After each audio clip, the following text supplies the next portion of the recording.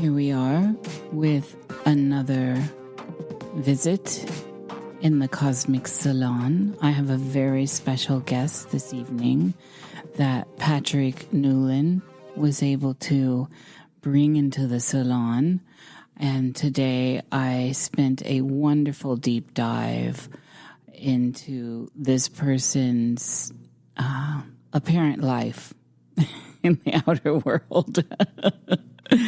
And I just became more thrilled the more I listened. And there are so many layers of overlap that I am never surprised at this point by the nature of how all of this works out here in the lands of interaction in the vesica Pisces. And so it is with great honor and esteem that I'm going to bring in, and I think I'm going to mess up your name, Alan. Alan Cicco? Almost Cisco. Cisco, yeah. As in Cisco Systems, yes. yeah, Cisco the Kid and all that stuff, yeah. I've got a quarter Sicilian in me, and I always want to say, there with the two C's. And yeah. Yep, it is a Sicilian name too, so. There's more overlap there, huh? Yeah. Oh, yeah, that's an interesting story of a last name, too. Yeah. For people that may not know who you are, and I highly suggest they seek out the interviews with you. I went to Rogue Ways, and then, of course, my good friend Joe Roop, and went to your channel. And there's just such really great content from you out there to go and get filled in on some of this stuff. And like me, there's a million yous within one life, and that's what's a beautiful thing here on this journey. But give us a little step into your world. Introduce us to you, where you are now and where you've been. Well, my beginnings, right from the beginning, horrific abuse and violence, abandonment, and many things along those lines. What that led me to was to seek out, really from starting at age 10, how to empower myself to gain some form of control into this environment that I was born into. And I began a journey into Eastern philosophy at about age 10 through the library and magazines, and then began martial arts at age 13. And I progressed studying very intensely anything I could, almost like a Renaissance era thinking process, and studied world religions, philosophy, psychology, sociology, and then that springboarded into going to school to get a degree in both those subjects as well as criminology. Then began a career working at various psychological facilities, progressing along studying world traditions and religions, philosophies, etc., and also getting heavily involved in the paranormal, which I had a taste for early in life, and the occult, the real meaning of the occult, hidden and things needing to be sought out. And that ended up with me being ordained as a Buddhist monk in 98, and I continued to practice many traditions and studying them, and then went and received a master's in psychology with a focus on thanatology, which is the study of death and bereavement. A very small number of people have this degree. There's only a couple institutions you can study it at, and mine was in Hood College in Frederick, Maryland. And have moved around many times to various places, even Alaska, and which has some interesting stories. And then I find myself where I'm at now, which is basically teaching philosophy and the base material in Buddhism, the Buddha Dharma, meditation, and counseling people on a spiritual level as well as a psychological level in my own tradition. And to put all this together, this large mixing pot of topics and disciplines, I founded an order to teach these things called the Order of the Red Lotus, and have been disseminating the teachings since then in Fairborn, Ohio, where I now reside at this point. That's about the annotated notes of it.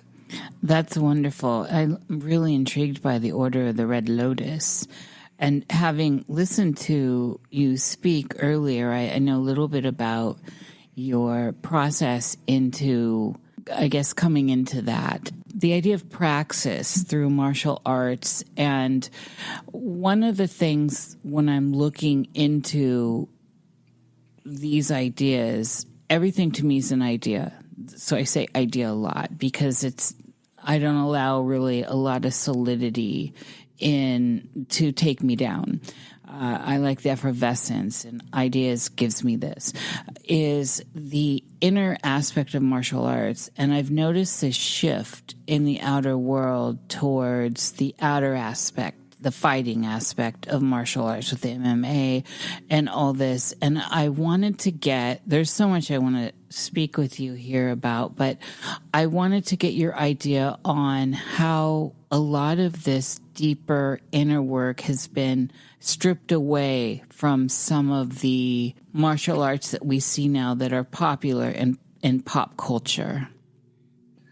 Well, you've hit upon a very deep and extremely troubling subject. It's ironic. I can reflect upon this from literally just last night with one of my students who I'm working on healing an injury he has to his leg and knee.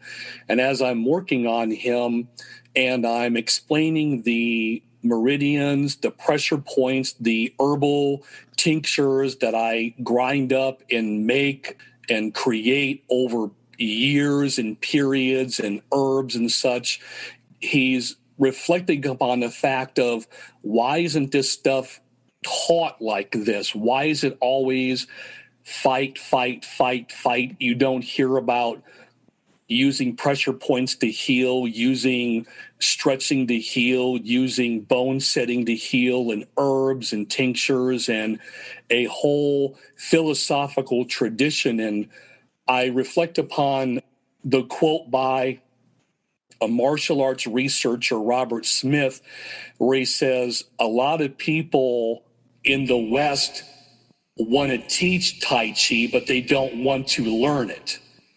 And it really comes down to a lot of fly-by-night, drive-through, McDonald-fied mentality towards things.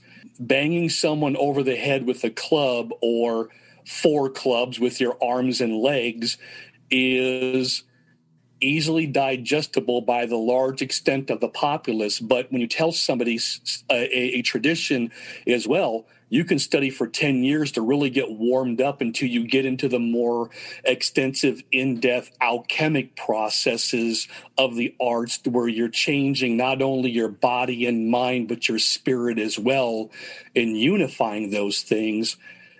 They kind of get that look in their eye like, wow, that's really a long time. And it's like, well, you want the whole package, don't you? And then it's like they just drift on to something else because they're just grifting from thing to thing to thing because they don't want to discipline themselves to learn an extensive process because they want it now. I want to be entitled to it now. It's really a coupling of both things, going back to the gladiatorial events of the past of pit fights with these human cockfights that are so popular now. Which the good point about that is it's destroying a lot of charlatans in the arts who are getting their butts handed to them. Yes. Because they can't really fight at all. They're just paper tigers with fantasy. They're LARPing, basically. And so, but it's also created this blood and wine spectacle version of the arts.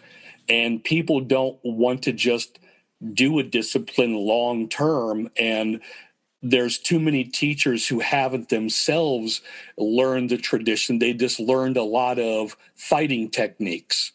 And so it's kind of a multifaceted or I should say multiple funhouse mirrors that are reflecting the arts and warping them into something almost unrecognizable. And that's really why you find teachers like myself, who the arts are a spiritual tradition and fighting is just a byproduct of it. Because really there's many ways to defend yourself, not only physically, but mentally, spiritually, emotionally.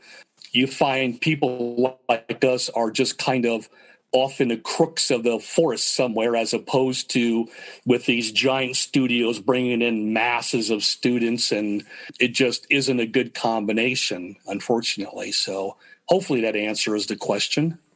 Yeah, it does. It's been a ponder of mine a very long time. I got into the Shaolin stuff with Nag Mai and was very inspired because that was a female monk, of course, and then moved into Wing Chun. And the question was always why we fight. In the internal martial arts, and there's a great book by that name, by the way, of these ideas of that are really deep at the core of everything we're doing, how we're directing energy in the end.